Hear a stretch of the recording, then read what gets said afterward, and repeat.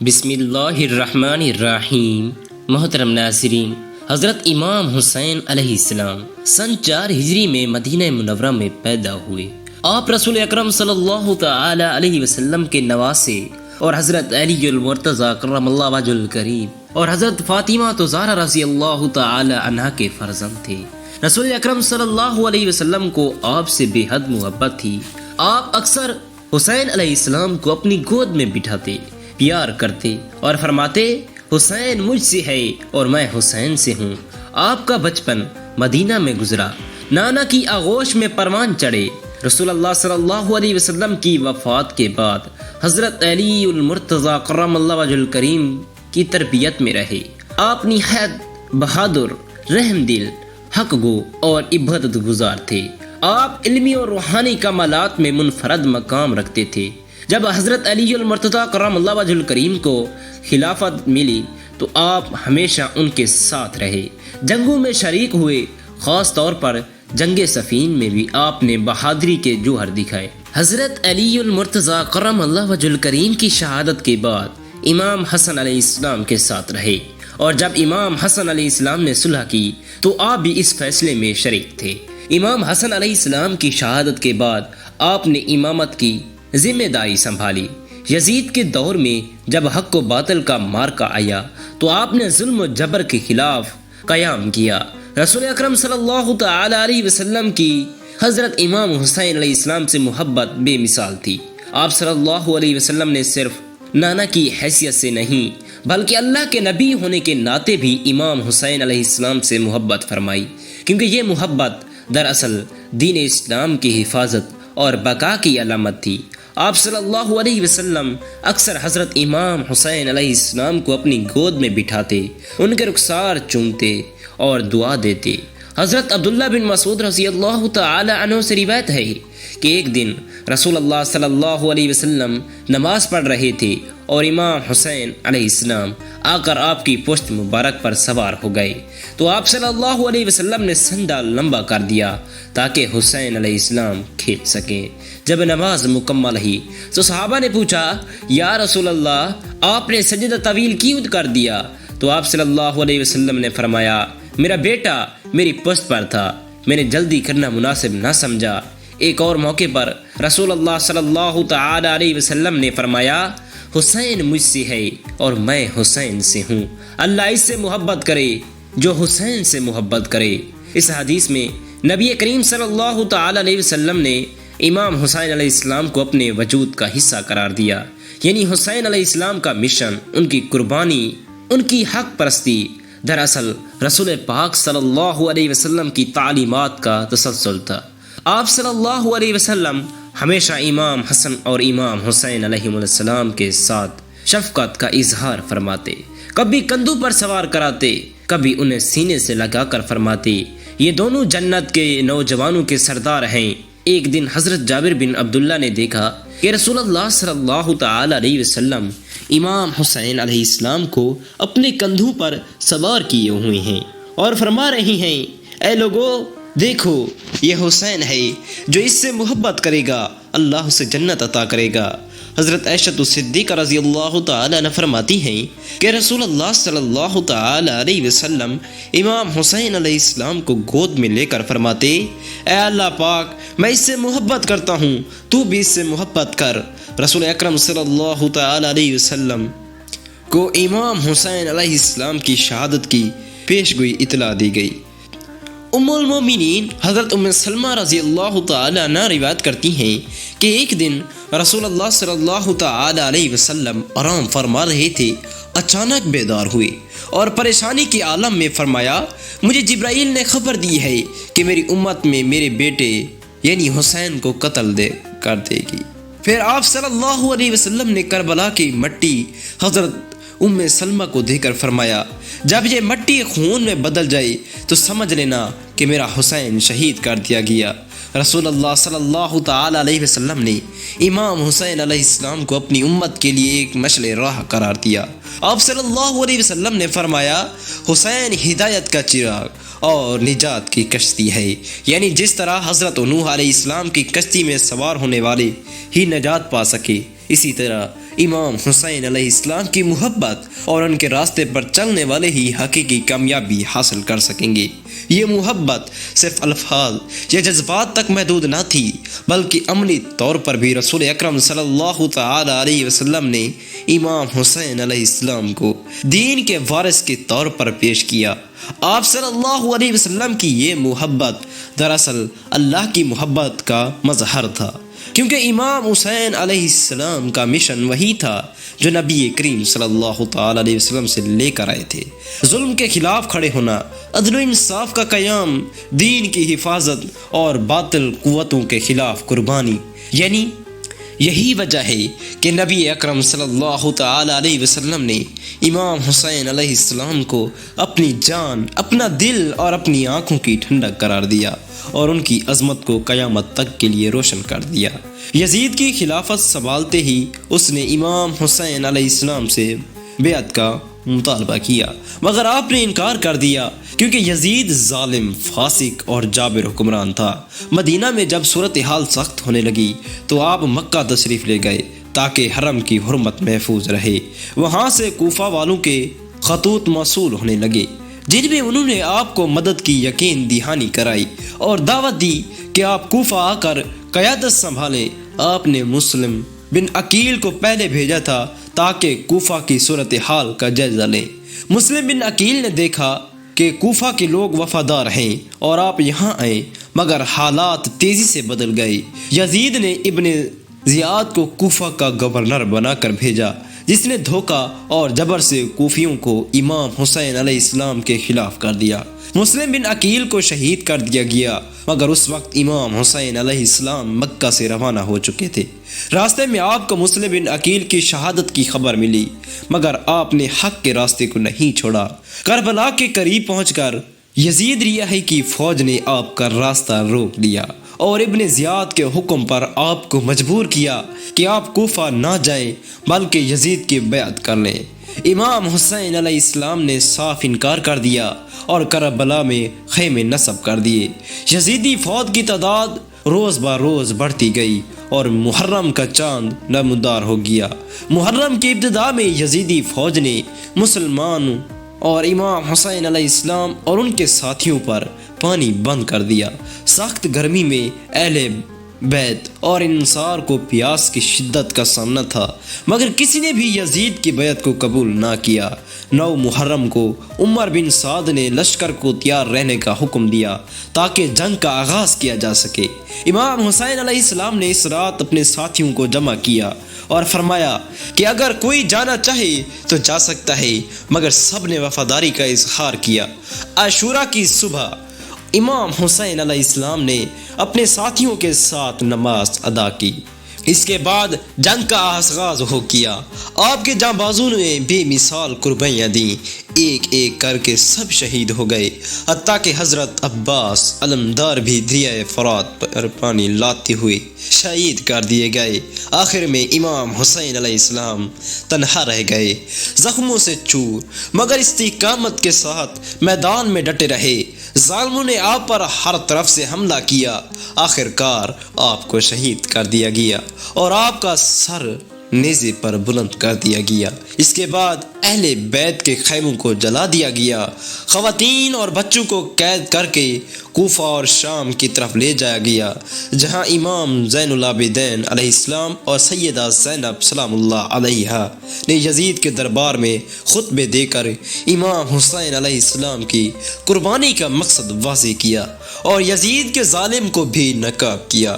حضرت امام حسین علیہ السلام کی شہادت کے بعد اہل بیت کو قید کر کے کوفہ لے جایا گیا، جہاں ابن زیاد کے دربار میں مظلوموں کی تذلیل کی گئی۔ سیدہ زینب سلام اللہ علیہ نے جرأت مندانہ خطبہ دیا جس میں یزید اور اس کے ظلم کو بھی ناکام کیا۔ اس کے بعد قافلہ شام کی طرف روانہ ہوا، جہاں یزید کے دربار میں اہل بیت کو پیش کیا گیا۔ یزید نے ظلم و استہزاء کی انتہا کر دی، مگر امام زین العابدین علیہ السلام اور سیدہ زینب سلام اللہ علیہا کے خطبات نے یزید کی حکومتوں کو ہلاک کر رکھ دیا۔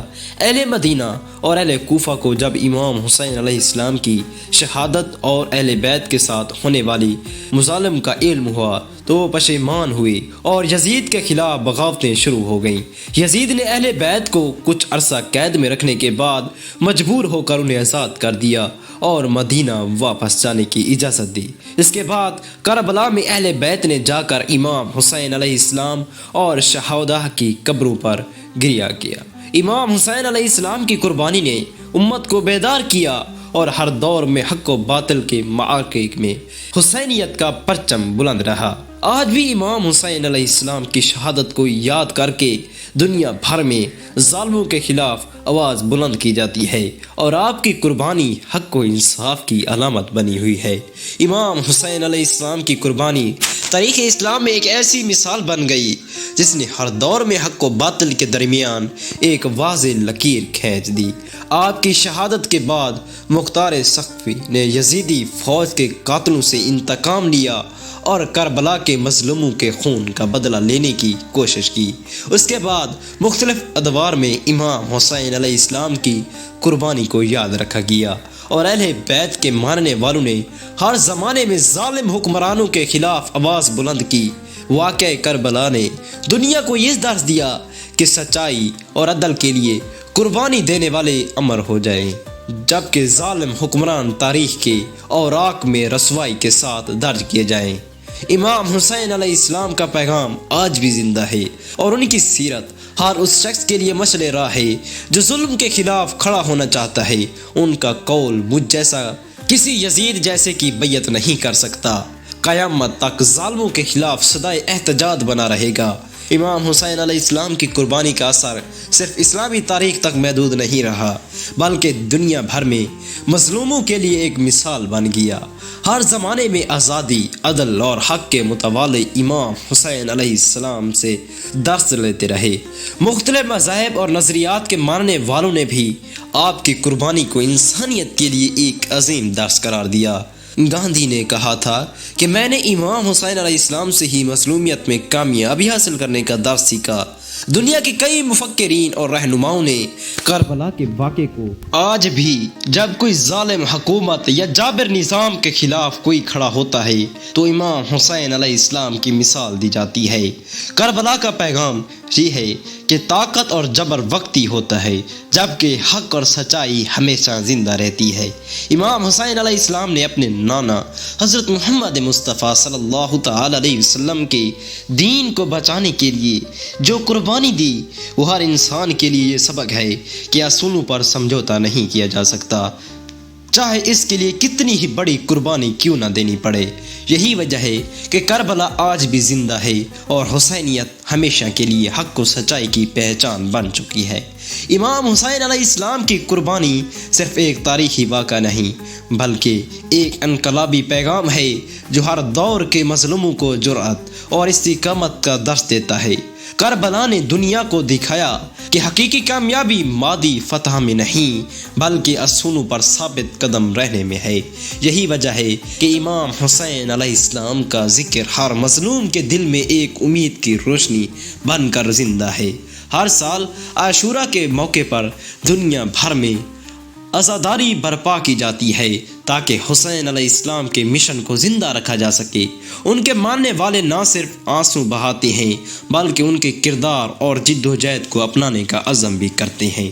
یزید اس کے حامی تاریخ کے صفحات میں نفرت اور ذلت کے ساتھ یاد کیے جاتے ہیں، جبکہ امام حسین علیہ السلام کا نام عزت اور عظمت کی علامت بن چکا ہے۔ ہر وہ شخص جو ظالم کے خلاف کھڑا ہوتا ہے وہ دراصل امام حسین علیہ السلام کی سنت پر عمل کر رہا ہوتا ہے۔ امام حسین علیہ السلام نے دنیا کو یہ سکھایا کہ سر کٹایا جا سکتا ہے مگر ظالم کے آگے جھکایا نہیں جا سکتا۔ یہی پیغام رہتی دنیا تک ہر آزادی پسند اور حق کے متوالے کو حوصلہ دیتا رہے گا اور حسینیت ہمیشہ ظلم کے خلاف ایک دن روشن چراغ بن رہے گی۔ امام حسین علیہ السلام کی قربانی کا اثر صدیوں تک برقرار رہا اور ہر زمانے میں حق کی علمبرداروں نے اس سے رہنمائی حاصل کی۔ اسلامی تاریخ میں جتنی بھی تحریکیں ظلم و جبر کے خلاف اٹھیں ان سب نے امام حسین علیہ السلام کی قربانی سے روشنی لی۔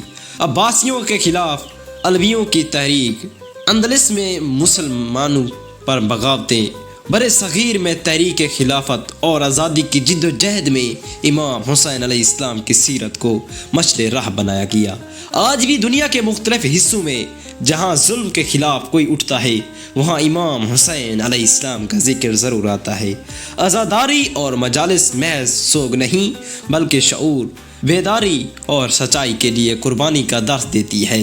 دنیا میں جتنے بھی انقلابات آئے، چاہے وہ ایران کا اسلامی انقلاب ہو یا دنیا کے کسی کونے میں آزادی کی تحریک، سب نے امام حسین علیہ السلام کے اصولوں کو بنیادی بنایا۔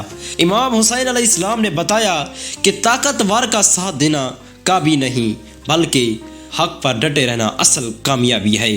یہی وجہ ہے کہ حسینیت آج بھی ایک تحریک ہے جو ظالموں کے خلاف ہمیشہ زندہ رہے گی اور دنیا کے ہر مظلوم کو حوصلہ دیتی رہے گی کہ اگر حسین علیہ السلام میدان کربلا میں ظالم کے آگے نہیں جھکے تو کوئی بھی ظالم ہمیشہ کے لیے کامیاب نہیں ہو سکتا۔ ہم مسلمانوں کے لیے امام حسین علیہ السلام کی قربانی محض ایک تاریخی واقعہ نہیں بلکہ ایک عملی درس ہے جو ہمیں ہر دور میں حق و باطل کے درمیان فرق سکھاتا ہے۔ امام حسین علیہ السلام نے ہمیں بتایا کہ اسلام صرف عبادت کا نہیں بلکہ عدل، حق اور ظلم کے خلاف ڈٹ جانے کا پیغام ہے۔ ہمیں ان کی سیرت سے صبر، استقامت، قربانی اور وفاداری کا سبق ملتا ہے۔